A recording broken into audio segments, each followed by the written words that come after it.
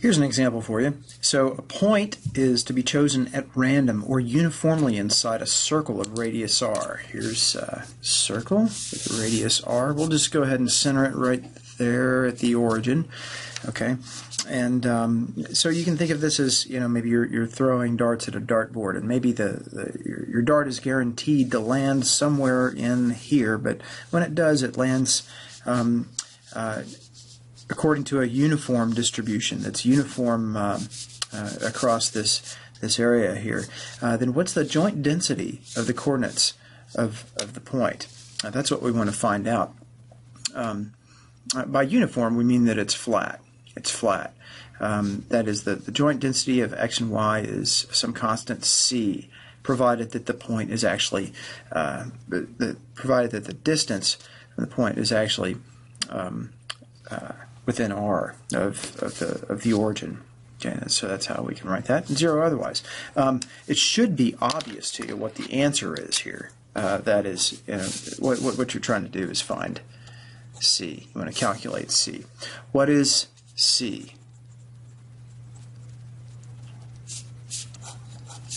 C equals what? Pop quiz. What is it? Well, certainly. I mean, shouldn't it just be 1 over 2 pi? Sure, because you want to think of this as you know, you've got this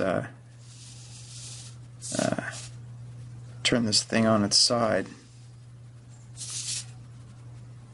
and you know, maybe here's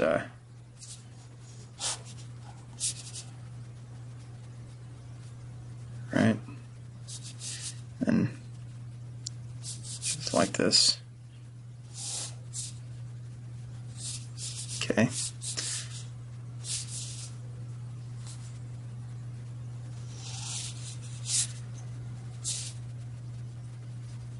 Right. Yep. Does this make some kind of sense here? Here's my y-axis, here's my x-axis. We're looking for the height of this function. The height of this function. Okay. In this region. It should certainly be, 1 over 2 pi r, excuse me, not 1 over 2 pi. Whoops, it's not even that. It's 1 over pi r squared. There we go. Geez. Okay. Good. All right. It should be 1 over the area, right? Because what I want is that, you know, by my basic probability axioms, the total volume that's swept out underneath this has to be 1, right? I know the area of, I know that the volume of this little cylinder here has got to be the area of the base times the height. Okay, and so the area of the base is pi r squared. Multiply that by the height, which is c. I should get 1. Yeah, so in fact, the height c needs to be 1 over pi r squared. Okay, so let's see how we could actually carry this out, though, if I didn't know how to draw. Okay, well, I know that my probability axioms say that 1 has to be the integral of this density function, right? Like this, f sub x and y of x and y dy dx. We do it like that, where my density function, I can write it as it's c times the indicator that x squared plus y squared is less or equal to r squared, right? And that's dy dx. Okay. Now, what I'm going to do is I'm going to get rid of this indicator function and change my limits of integration so that I'm just over a region that has non-zero support. Okay, so that is, I'm just going to indicate. I just want to integrate this density function over this region, over this circle. Okay, over the circle here. So let's see. I can do that if I think a little bit. Here's how I want to do this. I want to think of this outside integral variable. I want to think of this, the last variable that I deal with here is sort of being independent in a sense. Okay, where is x going? Well, x is going from negative r up to r, right? Yeah, so x is going from negative r up to r.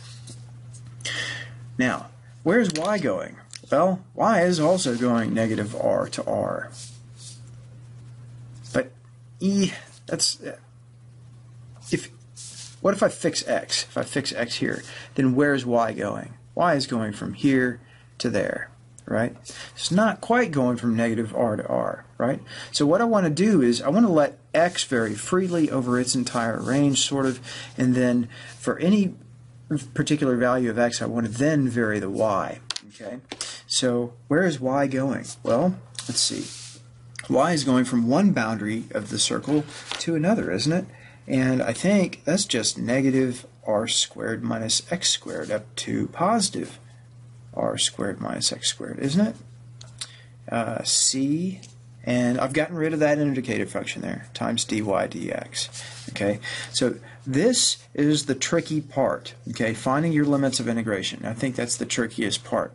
And again, the way I try to approach getting these is I usually look at a picture, and the idea is you just want to sweep out the area here. I can let x vary from negative r to r, and then for any arbitrary value of x, where's y going? It's going from the value of some function here up to the value of some function here that's determined in part by the location of the x variable.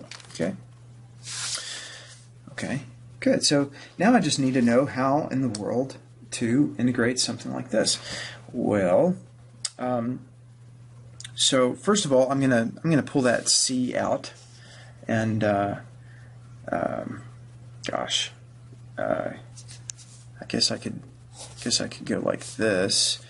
If I do this inner integral first, right? I'm doing this one first, then I'm going to get, isn't that just square root of r squared minus x squared times 2, and then dx, I think. Okay. And then I can pull that 2 out, and get 2c times the integral negative r to r times the integral r squared minus x dx. Okay. Now, let's see, what can I do with this? You know what? Actually, I think at this point, do you remember those trig substitutions that you all love so much? And you learn about these in calculus. Here's a right triangle, right? Here's some value of, here's some angle theta. And if this is some length of if this is the length of one side of the triangle and this is r, right? Your hypotenuse is r for radius, then this much must be the square root of r squared minus x squared by the Pythagorean theorem, right? And let's see. So that means that all of this stuff, I can re-express this as having to do with theta, as a function of theta, right?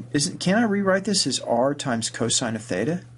Sure I can, because cosine is adjacent over hypotenuse, x over r. Okay, so if I take x, if I take I'm sorry, it's adjacent over the hypotenuse. So it's going to be all of this divided by r times r, right? So it's going to give me this back. Okay, and so then this means that dx